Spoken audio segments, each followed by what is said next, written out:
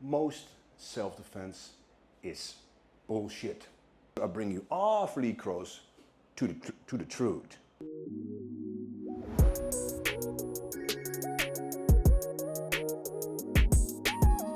Most self-defense is bullshit. And I agree. How do you mean you agree? You're teaching self-defense, right? Not really.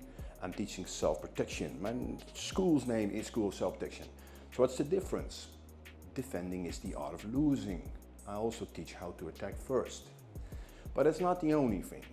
This is not going to be a pissing on everybody else video. This is going to be an educational video. Because if you're the individual that understands that there is difference between training, reality, and crap, this is your video. Many times I see comments like this or like that, and I understand why, because most likely they are right. So you need some explanation who I am and what is my background. My background comes from security and dealing with the real event. Before that, I was unfortunate enough to deal with real violence on the street too, and that gave me some conclusions. Those conclusions made me look for the right path to honesty, and it came to the path of urban combatives. My name is School of Self-Protection. I'm teaching street tactics, but it is urban combatives based on my experiences and drill formation and how I teach. But without my mentor Lee, who is one of the best in self-protection, if you do not know him, I would Google him and search. The man knows what he's talking about. I'll produce that motherfucker. I was with Lee for years, 15 years.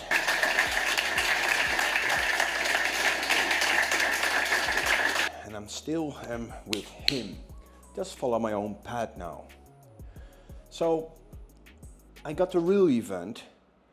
I got the luck to end up with an instructor like this that taught me the reality. Because what he did is connect the dots for me.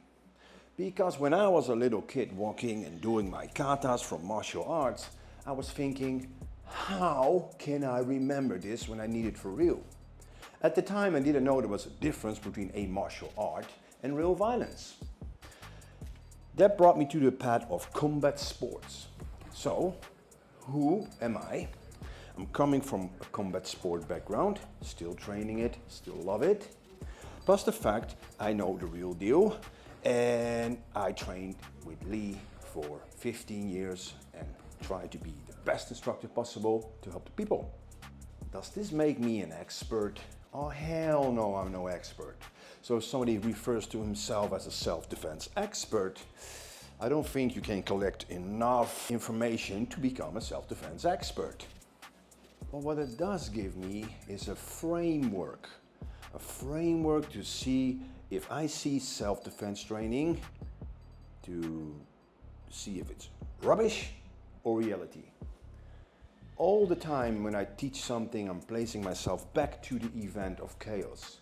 Real violence, dealing with multiples. Unfortunately, I had multiple occasions. One cost me my knuckle, one ripped my bicep off the bone. It's not a war story video, I'm just telling you, if I bring myself back to that chaos and I felt the fight stress, it changes the whole dynamic. Because you need to know how the brain works, which is often missing in the self-defense training I see nowadays. Often people jump into the comment section and say things like, that's your opinion. But you need to understand it's not an opinion-based thing. Science changes the whole dynamic. So I will show you a clip from one of the biggest channels on Instagram, right? It's not to slander it down, but I'm showing you the reality of what she is showing us. So here we see a girl walking on the street, no hands up. She starts walking, she's getting grabbed by the t-shirt, and all of a sudden she does this awesome shit. Single leg takedown, controls him on the floor, kicks him in the groin. Follow for more.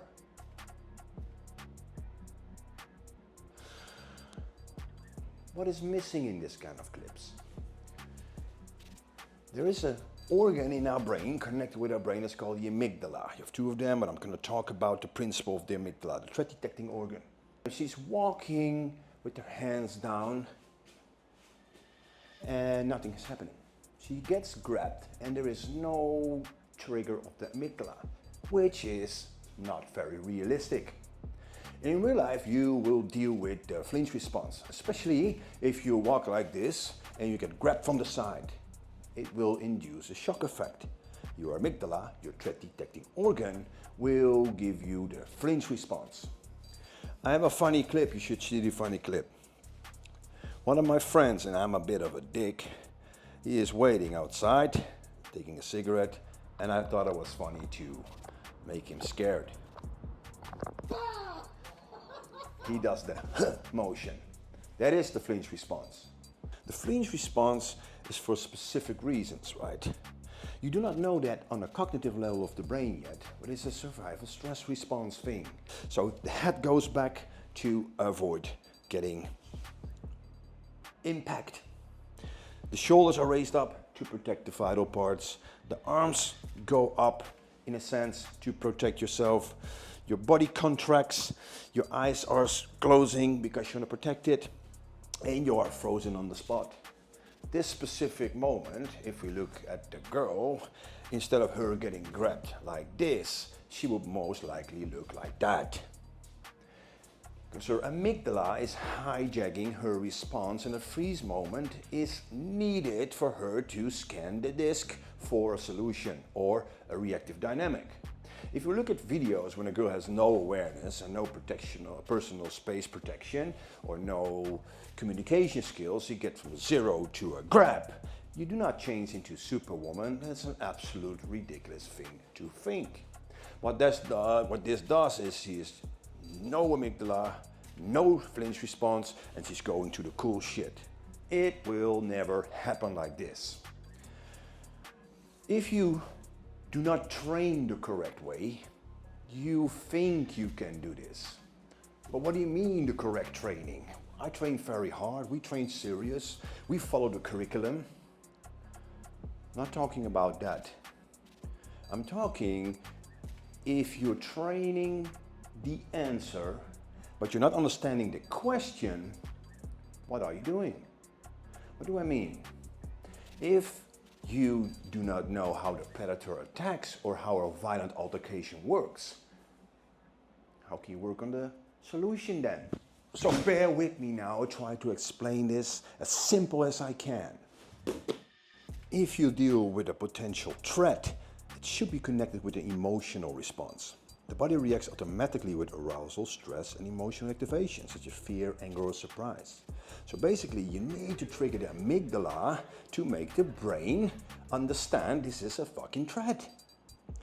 When there is a threat evaluation, done via the amygdala and of course the hippocampus, the amygdala rapidly evaluates the threat and marks it as important. The hippocampus helps encode that context and experience. Attention increases. And basically says to your brain, it tells your brain this matters. Now you need a correct repetition under realistic conditions.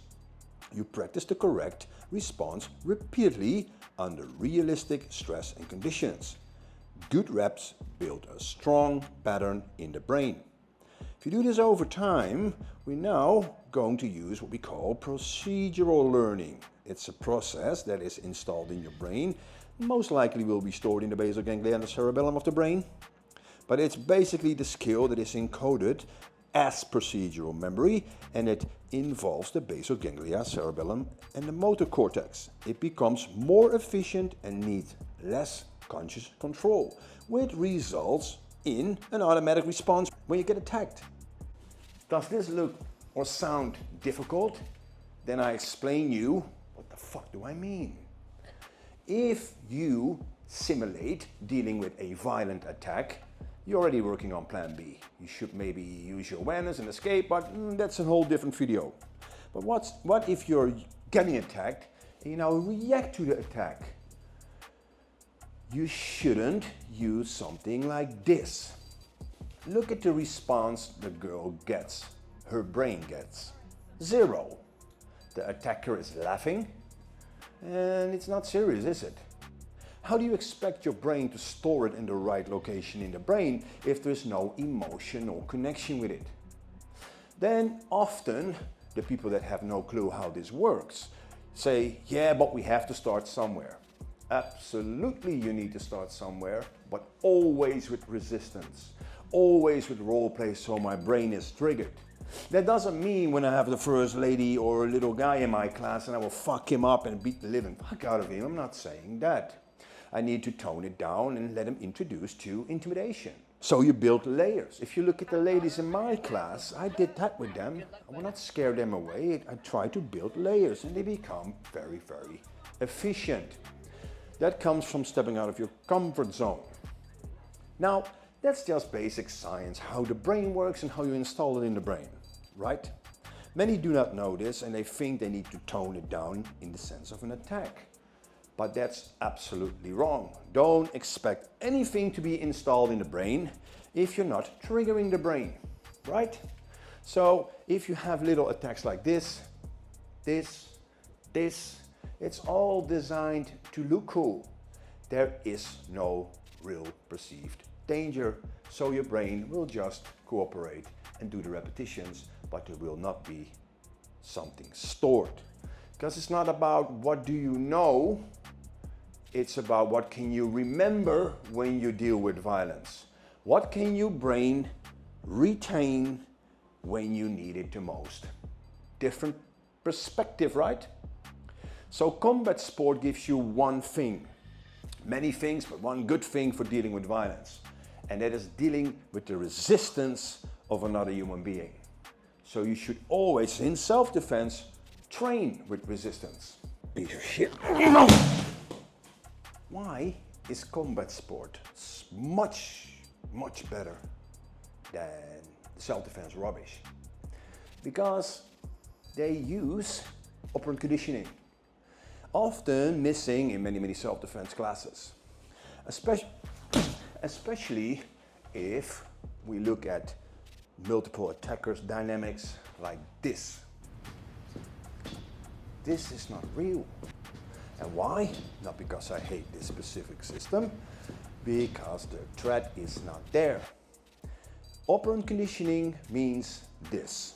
If we look at MMA, for example, if I strike, then it would be my action. There is a consequence of that strike, and you will learn from that result. That means that if I strike him and he goes down, I get a consequence. I won the fight. That stores something in my brain. That also means that if I hit somebody in sparring, for example, or when you're fighting, and he's not fucking going down, that the consequence is that he will most likely fight back, or that I have to do more. How would you implement operant conditioning and self-defense training then? If you, for example, just do the pad drill, if you do not directly dive into stress testing, then when you hit a pad and it was a very solid knockout shot, go down. Or if you're not going down, you're simulating stronger dude. Follow up.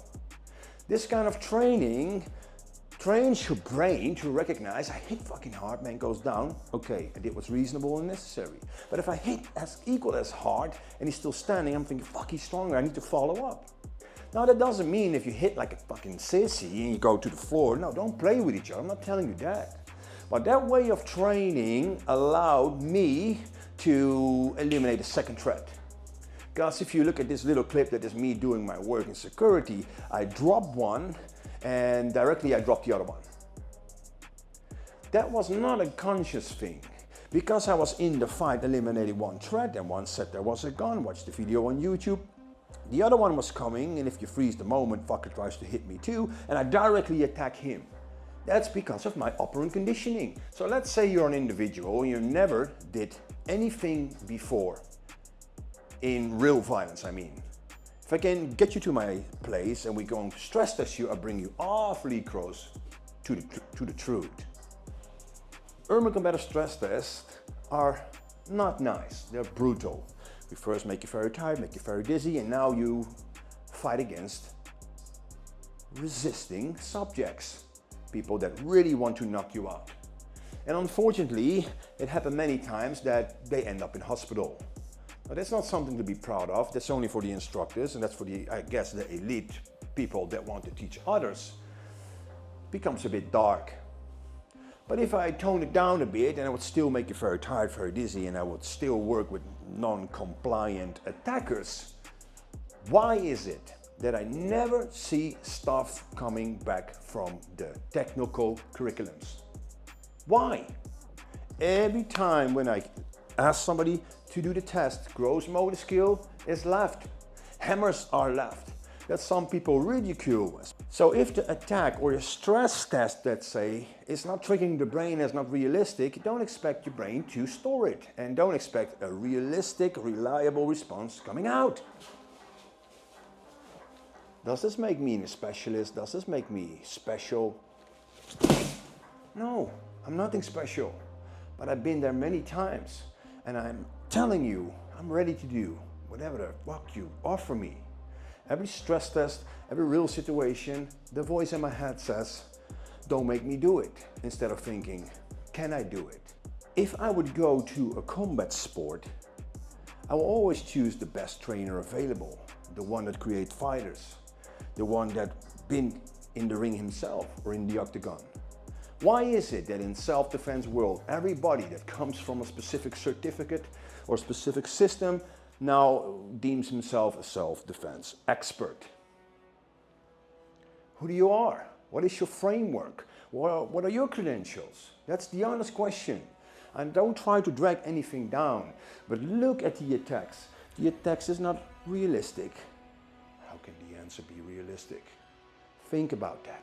It's time to change this self-defense industry.